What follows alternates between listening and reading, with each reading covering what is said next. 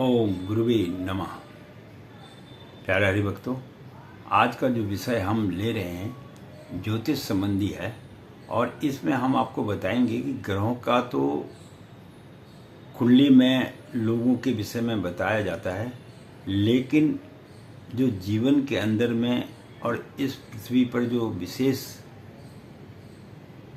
कार्य करते हैं वो करते हैं उपग्रह। जैसे पृथ्वी का एक उपग्रह है, वो कौन है? चंद्रमा। इसी प्रकार से मंगल ग्रह है, उसके 2 उपग्रह हैं और बृहस्पति गुरु महाराज के जो है 95 उपग्रह हैं और शनि महाराज के 146 उपग्रह हैं और राहु और केतु के कोई उपग्रह नहीं है और बुध और शुक्र के भी कोई उपग्रह नहीं है। इस बात को आपको स्मरण करना चाहिए। तो भविष्य की जो सटीक जानकारी है वो हम जो है उपग्रहों के माध्यम से जो है सटीक जानकारी ले सकते हैं। उसमें सूर्य और चंद्र को जो है मापा जाता है और उससे ही सटीक भविष्यवाणी की प्राप्ति होती है और प्रतिकूल परिणाम भी उसी के आधार पर आप अनुमान कर सकते हैं।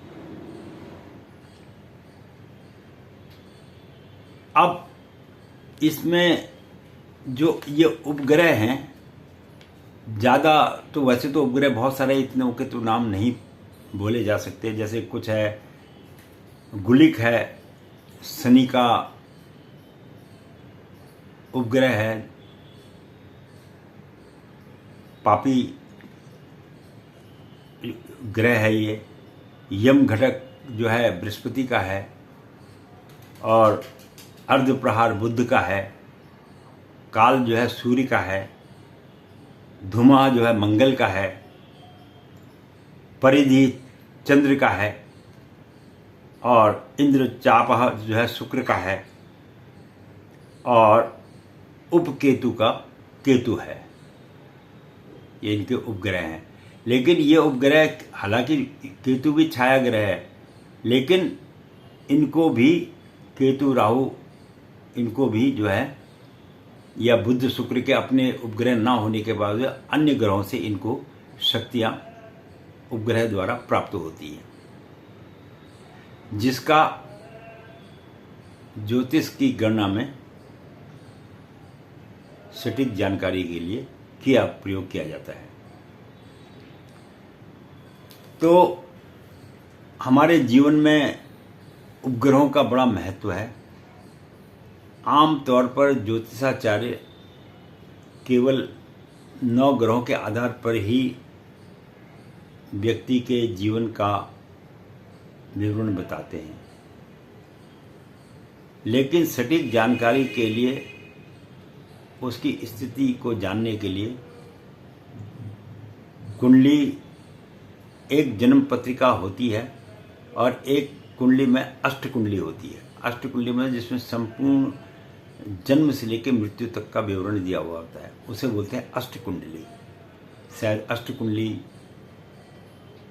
के बारे में तो लोगों को बहुत कम ज्ञान होगा। जो पहले के पुराने लोग थे उनके पास अष्ट कुंडली होती थी और वह 51 हाथ लंबी बनती थी। कितने हाथ? 51 हाथ की लंबी कुंडली बनती थी। वो उसमें भविष्य के बारे में, उसके व्यक्ति के जीवन के बारे में संपूर्ण जानकारी होती थी। तो इस प्रकार से जो मैंने आज आपको बताया कि ग्रहों के अलावा उपग्रहों का भी मनुष्य के जीवन में बड़ा महत्व है।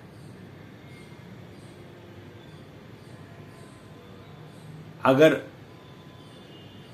मुख्य तौर पर देखा जाए, जैसे आप किसी भी विषय को लेते हैं, गणित ले लेते हैं, गणित में आपने ऊपर से गणित को पढ़ लिया, लेकिन जो गणित के अंदर में फार्मूले होते हैं बारीकी से, उसको जब गणित का अध्ययन करते हैं तभी पता लगता है। इसी प्रकार साइंस में भी जब आप संपूर्ण रूप से अंदर जाके उसके सूत्रों आदियों को याद करेंगे तब आपको साइंस के विषय में संपूर्ण जानकारी प्राप्त होगी। इसी तरह से ज्योतिष में भी जब आप प्रत्येक सूत्र को और ग्रह और उपग्रह इनको और नक्षत्रों को जब समण करके ज्योतिष का कैलकुलेशन करेंगे तो वह भविष्यवाणी सटीक होती है।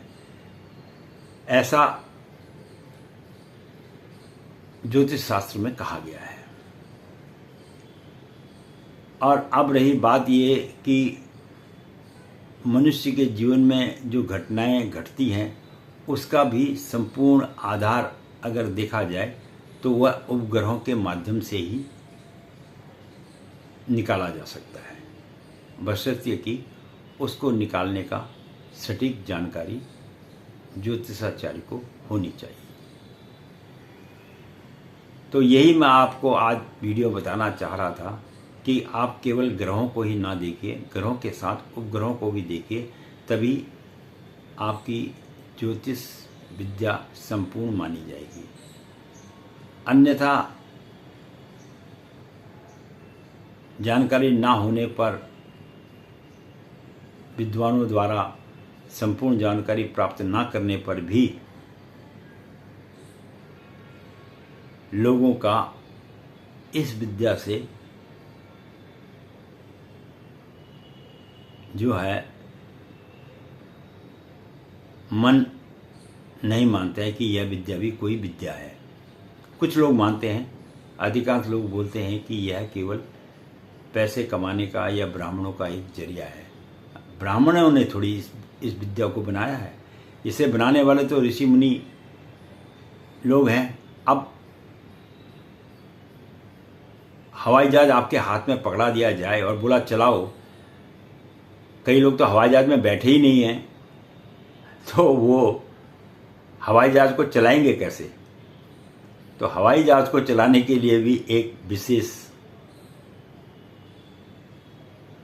विद्या सीखनी पड़ती है, उसको चलाने की शिक्षा प्राप्त करनी पड़ती है, तभी आप हवाई जहाज चला सकते हैं। अन्यथा आपके लिए तो वह एक खिलौना है। उसी प्रकार से जब आदमी को विद्या का ज्ञान होगा तभी वह भविष्य की जानकारी प्राप्त कर सकता है। अन्यथा तो ज्ञान पड़ा है वो पड़ा ही रहेगा, उसकी जानकारी कैसे आप लोगों को मिल पाएगी?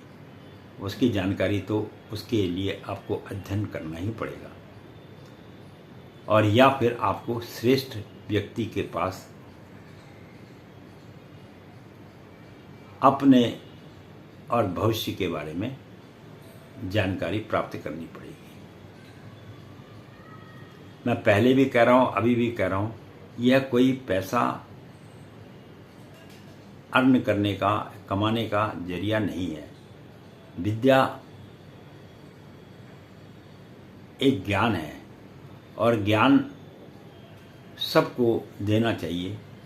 इसमें धन की प्राप्ति के लिए अगर इस विद्या को कोई आदमी प्रयोग करता है तो प्रभु की ऐसी कृपा रहती है कि वह कुछ समय के लिए तो इसमें सफल हो जाता है, लेकिन अंततः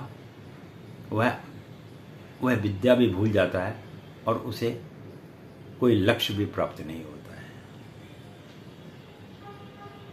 तो इसके लिए माँ सरस्वती की कृपा होना भी व्यक्ति के ऊपर बहुत जरूरी है।